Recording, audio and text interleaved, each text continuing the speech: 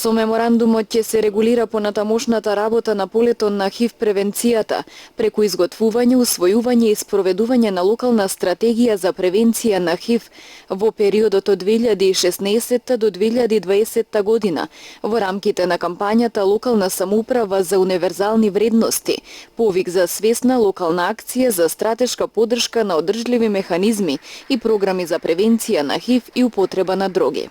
Денеска со потпишувањето на овој меморандум, општината Тетово на некој начин се обврзува да започне поддршка на овие активности, кои што ХОП заедно со Центарот за развој на организацијата Центар за развој на и унапредување на јавниот живот во Тетово, преку пограничната поддршка на Европската унија, преку пограничниот проект меѓу Македонија и Косово, и официјално оваа кампања започнуваме денеска токму овде.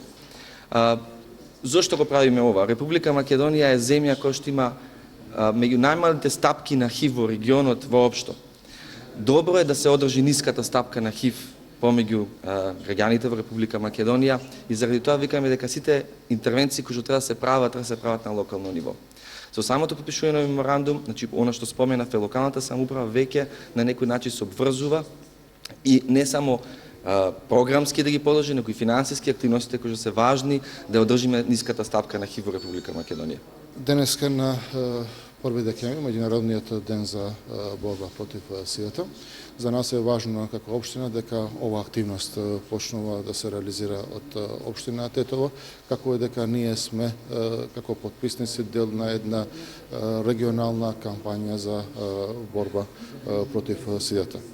Се надам дека со овие активности кои што ние ги превземаме како општина ќе се задржи ова ниска стапка на заразење на оваа болест и со една мултидисциплински пристап, еден регионален пристап со сите други држави од регионот ќе се одржи оваа ниска стапка на заразење од оваа болест во нашата општина.